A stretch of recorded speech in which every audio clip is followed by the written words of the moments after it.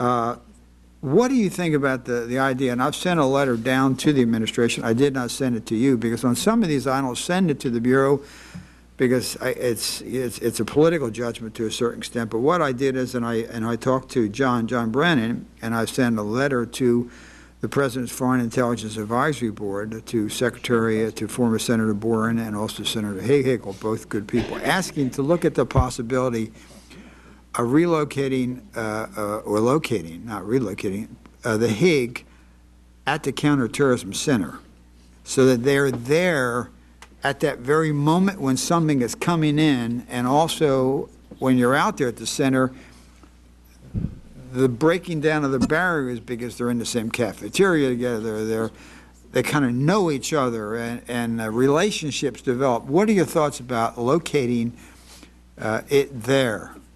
Well, I think you're aware of past discussions. I'm a firm supporter of the National Counterterrorism Center. Early on, we were one of the first occupants. I moved our counterterrorism division from FBI headquarters out there so that it could be co-located with NCTC and other elements of the intelligence community. I would like to have had the Hague located there. We talked about getting space there, and just my understanding from the response to those discussions is there's stuff to the gills, and we could not get the space there for what we wanted to do.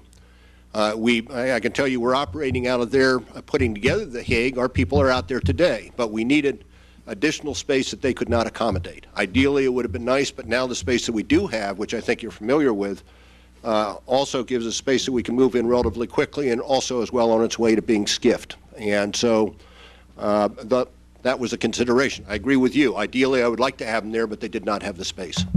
Okay. They told me they actually won't get in their current place until August 1, and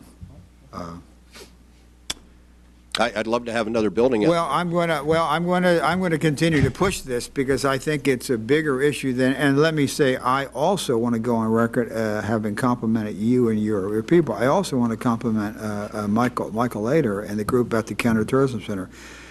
If everyone who writes a critical article or makes a comment could go out there and spend a day and look at the number of things that come in every day, and then to boil that down, and I felt that there was maybe a political decision made, it was wrong, but the fault was really not out there. And if you begin to browbeat the people out there, you begin to get them so skittish that they're going to make a mistake sometimes. So anyway, I'm going to continue this push to see if we can have it relocated there.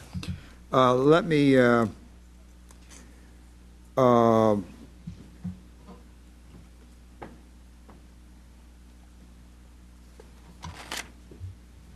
the administration has been unwilling to share with the Congress any details about the nation's new interrogation policy. And based on the Christmas Day bomber case, it looks like there is some confusion out there as to what is the policy. And so, not generally like a newspaper story, but what is the real policy? So has a charter or an MOU been written for the establishment of the Hague? And if so, could the committee see it? Yes, it's being modified to address the issue of the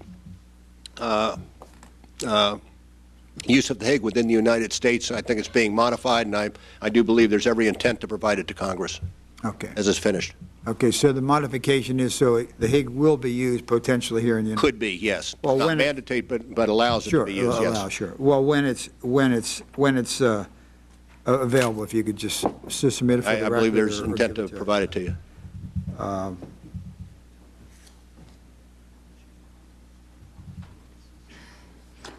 If the deployment is domestic, if that, as the decision has been made, does Hague still adhere to the rule of intelligence gathering taking priority over law enforcement? Generally, yes. I would say yes. I think every circumstance is a little bit different, but one of the things that the Hague is to do is put together an interrogation plan that has the input not just from the Bureau and others in the law enforcement community, but also input from the intelligence community. And so the plan would address that particular issue. Okay. With input from the various communities. Okay, the last question, a budget issue too. What are the FBI's funding requirements associated with the Hague, and how much are you allocating in FY10 And how much are you requesting in FY11? And what is the FBI estimated full-year recurring cost of the HIG once it is fully stood up? We were late in attempting to obtain the funding in the 2011. It will be in the 2012. As to the particular figures, I would have to get back to you on that. I will tell you that the FBI is footing the bill for the space.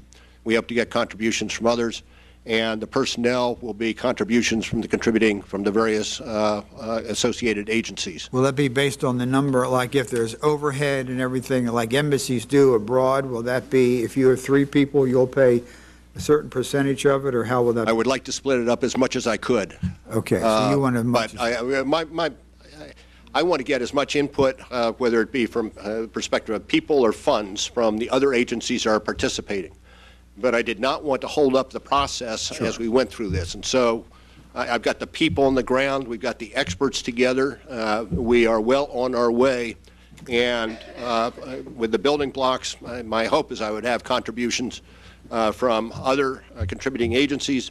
And then my hope is that we would have something in the 2012 budget that would make this a continuous budget item down the road. Okay.